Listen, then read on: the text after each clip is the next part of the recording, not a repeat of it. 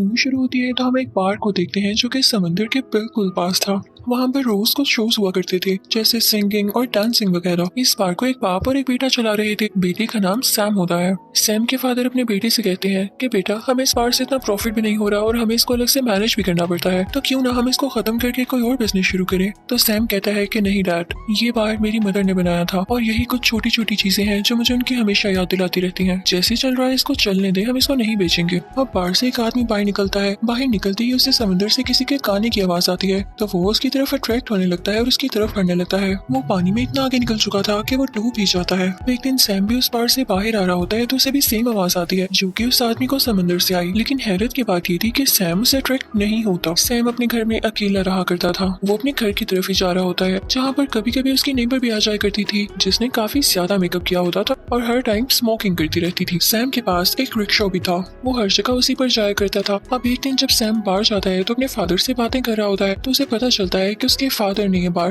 Partnership basis पर कर लिया है, यानी आधा बार किसी और को बेच दिया है। वो इस बात से काफी हर्ट होता है और अपने डैड से कहता है कि आपने मेरी एक नहीं सुनी और वहाँ से बाहर आ जाता है और समंदर के किनारे चला जाता है। लेकिन तभी उसे वहाँ पर कोई टेल दिखाई देती है जो कि किसी बड़ी सी फिश की लग रही थी। लेकिन जब वो गौर करता है तो वो एक मरमेड होती है। उसे समझ नहीं आती कि ये लड़की है जिसने कोई कॉस्ट्यूम पहन रखा है या असल की जलपरी है। वो उस मरमेड को अपने साथ अपने रिक्शा में एक हॉस्पिटल लेकर आता है क्योंकि वो बेहोश होती है। सैम बहुत जल्दी में होता है इसलिए अकेला ही हॉस्पिटल के अंदर चला जाता है जबकि वो मरमेड बाहर रिक्शा में ही होती है। वहाँ पर एक मेल डॉक्टर भी खड़ा होता है जो कि उस मरमेड को देख लेता है और उसे भी यही लगता है कि हो सकता है कोई कॉस्ट्यूम वाली लड़की है और पार्टी में बेहोश हो गई हो। तब उसके पास आता है अपने स्टेथोस्कोप लेकर और उसे चेक करने लगता है। लेकिन तभी मरमेड की भी आंख खुल जाती है और वो वही गाना गाने लगती है जिस गाने की आवाज पहले भी उस आदमी को आई और सैम को भी आई थी। वो गाना कोई और नहीं बल्कि यही मरमेड गाया करती थी जो कि सबको बहुत अट्रैक्टिव लगता था। लेकिन ये गाना सुनते ही वहाँ पर खड़े मेल डॉक्टर की तबीयत बिगड़ने लगती है। उसकी हार्ट बीट काफी ज्यादा तेज हो जाती है। वो अंदर आके बैठ जाता है। उसे सांस लेने में भी प्रॉब्लम हो रही थी। अंदर जाकर सैम को पता चलता है कि वो अपना मेडिकल कार्ड अपने साथ ही नहीं लाया और ना ही उसके पास कोई कैश है। तो हॉस्पिटल वाले कहते हैं कि सॉरी, उसके बगैर हम इसका इलाज नहीं कर पाएंगे। तो सैम फौरन से बाहर जाता है और अपना रिक्शा और उस मरमेड को लेकर वहाँ से चला जाता है। लेकिन इस दौरान उस मरमेड की टेल की स्किन और उसका ब्लू कलर का ब्लड वहाँ पर गिर जाता है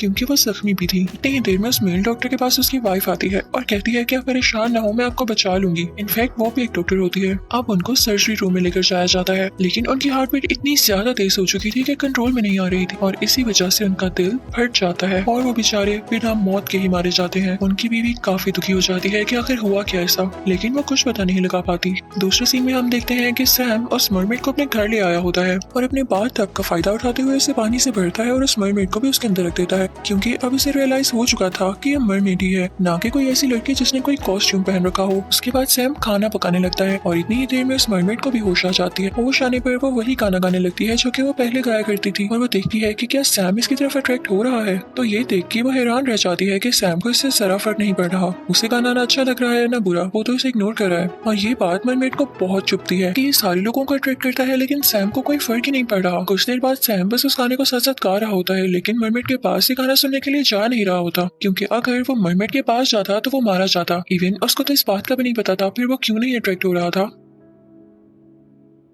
फिर उसके बाद सैम उसको खाना सर्व करता है और दोनों मिलकर खाना खाते हैं। आखिरकार मरमेड काफी सोचने के बाद सैम से पूछ ही लेती है कि क्या तुम्हें मेरा गाना अच्छा नहीं लग रहा। तो सैम कहता है कि कौन सा गाना, नॉर्मल गाना ही तो है। तो मरमेड कहती है कि मुझे ये लग रहा है कि तुम्हारे दिल में कोई फीलिंग्स ही नहीं है, तुमने आज तक कभी किसी के लिए कुछ फील ही नहीं किया। तो सैम उससे कहता है कि नहीं, तुम गलत सोच रही हो। किया था मैंने भी प्यार, किसी लड़की से बहुत प्यार किया था, लेकिन जब वो मुझसे दूर हो गई तो मेरे पास मेरा अपना कोई भी न रहा और मैंने खुद से वादा किया कि मैं दोबारा कभी प्यार नहीं करूंगा। और तब से लेकर अब तक मेरे दिल में कोई फीलिंग नहीं आई। इवन अब भी मैं किसी लड़की को भी देखूं तो मेरा इतना तक दिल नहीं करता कि मैं उससे बात करूं। और शायद यही वजह है कि तुम्हारी इतनी सुरीली आवाज होने के बावजूद मुझे तुम्हारा गाना जरा भी अट्रैक्ट नहीं कर रहा क्योंकि मैं इसमें खुद इंटरेस्टेड नहीं हूँ। ये सारी चीज आपके हाथ में होती है। तो मरमेड भी इस बात को टाल देती है, इस बात को काफी स्ट्रेंज जानते हुए, और बात बदल कर कहती है कि तुम मुझे इस छोटे से बात टब में रखे हुए हो, तुम जानते भी हो कि मैं समंदर में रहती हूँ और एक असली मरमेड हूँ। तो सैम कहता है कि हाँ, मैंने इतना फील कर लिया है कि तुम असली मरमेड हो, तो अब क्या किया जाए तुम्हारे लिए। मैं तुम्हें यहाँ पर इसलिए इसलिए लाया हूँ ताकि तुम्हारे जख्मों को ठीक कर दूं, और एक बार तुम ठीक हो जाओ मैं तुम्हें खुद समंदर में छोड़ आऊंगा, क्योंकि मुझे तुमसे कोई लेना देना नहीं है सीरियसली।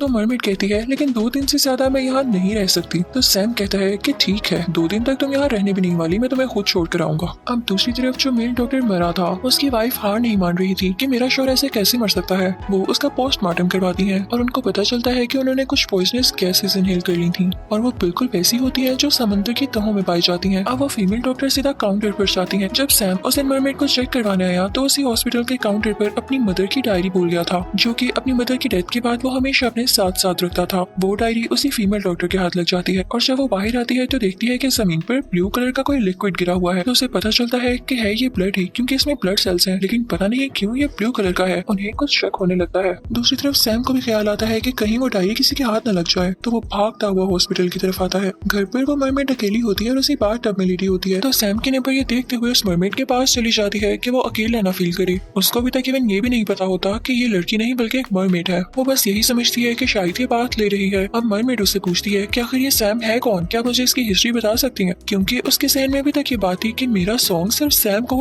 क्यों अट्रैक्ट नहीं कर रहा। तो सैम के नेबर को तो पहले ही शौक था स्टोरी सुनाने का, तो वो सुनाने लगती है अब सैम की स्टोरी। वो बताती है कि जब सैम की मदर की डेथ हुई तो सैम बहुत छोटा था, वो किसी से बात नहीं किया करता था, उसे किसी पर ट्रस्ट भी नहीं था। लेकिन जैसे ही वो थोड़ा बड़ा हुआ तो उसकी लाइफ में एक लड़की आई। सैम ने उससे अपनी हर बात शेयर की, इस पर ट्रस्ट करना शुरू कर दिया। लेकिन वो लड़की सैम को तोड़ कर चली गई, जिसकी वजह से उसका ट्रस्ट टूट गया, जो कि आज तक न जुड़ सका। तो मरमेड उस औरत को कहती है कि मैंने भी छोटे होते हुए अपनी मदर को खो दिया था। उसे भी सैम पर तरस आने लगता है, क्योंकि वो जानती थी कि छोटी उम्र में ही अपने पेरेंट्स को खो देना कितने दुख वाली बात होती है। अब वो नेबर ये सब कुछ बताकर वहाँ से चली जाती है, लेकिन अपने सीक्रेट्स और लाइटर्स वहीं छोड़ जाती है। मरमेड को भी शौक होता है देखने का कि इन सीक्रेट्स में है क्या, और वो उन्हें चलाने लगती है। लेकिन इसी चक्कर में वो घर को आग लगा बैठती है। अब उधर सैम को अपनी डायरी तो नहीं मिलती, तो वो उदास होकर बाहर में आ जाता है अपने फादर से मिलने के लिए। यहाँ पर वो अपने फादर से दोबारा से बात करने लगता है, लेकिन तभी उसे खबर मिलती है कि उसके घर में आग लग चुकी है, और वो परेशानी में अपने रिक्शा में वहाँ से अपने घर के लिए निकल पड़ता है। लेकिन सैम के घर में मरमेड ने किसी दूसरे रूम में जाकर तो खुद की जान बचा ली थी, और खुद को रिलीफ देने के लिए भी वो अपना गाना गाने लगती है। उसी वक्त वहाँ पर फायर फाइटर्स भी पहुंच चुके थे, जो उसकी आवाज से अट्रैक्ट होकर उसकी तरफ आते हैं और वैसे ही मारे जाते हैं जैसे पहले लोग मारे गए। सैम जब आकर ये देखता है तो उसे बहुत गुस्सा आता है। वो मरमेड से कहता है कि कैसे रहोगे अब तुम यहाँ पर, तो वो उसे अपनी नेबर की तरफ छोड़ आता है। साथ ही साथ सैम को फिक्र भी हो रही थी, तो वो अपनी नेबर से कहता है कि इसके पानी का ख्याल रखिएगा। उसकी नेबर सैम से पूछती है कि तुम्हें क्यों इतनी फिक्र हो रही है, पहले तो तुमने कभी भी किसी लड़की के लिए भी इतना नहीं सोचा, तुम इतने केयरिंग कैसे हो गए हो सैम। तो सैम इस बात को टालता हुआ वहाँ से बाहर निकल आता है कि बस जो आपको कहा है वो कर देना।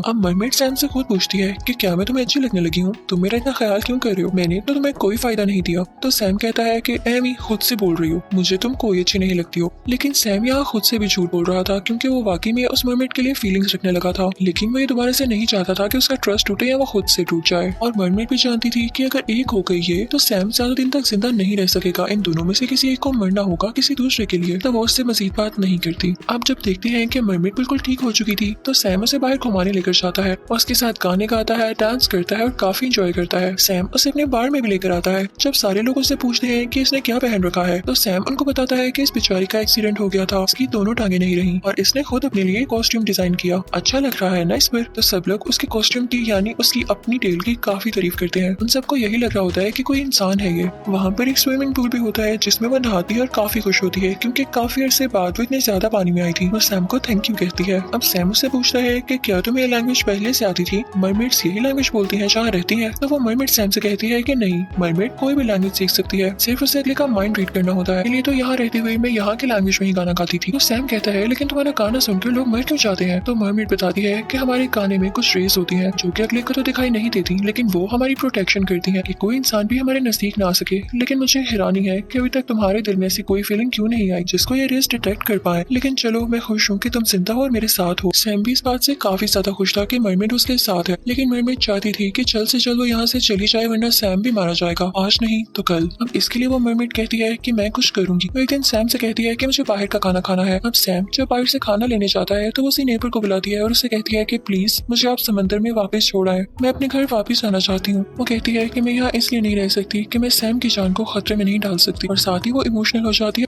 और रोने लगती है। यहाँ हम देखते हैं कि उसकी आंखों में से आंसू आने की बजाय मोती गिर रहे होते हैं और ये मरमेड्स की खासियत होती है। अब दूसरी तरफ हमें हॉस्पिटल में ये दिखाया जाता है कि वो लेडी डॉक्टर उस ब्लू कलर के खून पे रिसर्च कर रही होती है। तो उसे पता चलता है कि जरूर ये खून ही है लेकिन इंसानों का नहीं। तो उसे कुछ अजीब फीलिंग्स आने लगती हैं और वो और रिसर्च करके पता लगाती है कि उस रात सैम यहाँ पर आया था। तो वो उसके घर पहुंच जाती है। सैम जब खाना वगैरह लेकर अपने घर पहुंचता है तो देखता है कि वो लेडी डॉक्टर उसके बाथटब के पास होती है लेकिन मरमेड उस बाथटब के अंदर नहीं होती और ये देख के वो परेशान होने लगता है और यहाँ पर उसका दिल पहली बार जोर से धड़कता है। और यहाँ पर उसके साथ भी वैसा ही होता है जैसे दूसरे लोगों के साथ हुआ, उसे हार्ट अटैक हो जाता है। असल में मरमेड अपने घर यानी समंदर वापस नहीं गई थी, उसे वो लेडी डॉक्टर अपने साथ हॉस्पिटल ले आई थी। अब वो उस पर एक्सपेरिमेंट्स करने वाली थी लेकिन साथ ही एक लड़का होता है और वो उससे कहता है कि लेडी डॉक्टर हमें इस पर एक्सपेरिमेंट नहीं करना चाहिए, हो सकता है कि इस एक्सपेरिमेंट में मार ही जाए। कि आप जानती हैं कि आखिरी बची हुई मरमेड है, हमें इसको वापस छोड़ाना चाहिए। लेकिन वो लेडी डॉक्टर अपने शौहर की मौत का बदला लेना चाहती थी और तभी वहाँ पर वो नेबर आती है मास्क पहने हुए, किसी तरह से उस लेडी डॉक्टर को टैकल करके किसी दूसरी वार्ड में ले आती है। इसी बात का फायदा उठाते हुए सैम भी वहाँ पर आ जाता है और वो दोनों मिलकर उसे उस रूम से बाहर ले आते हैं। सैम उस स्ट्रेचर को अपने रिक्शा के साथ बांध लेता है और अपना रिक्शा चलाने लगता है। यहाँ पर बेशक सैम की तबीयत पूरी तरह से ठीक नहीं थी लेकिन फिर भी वो रिक्शा चला रहा था।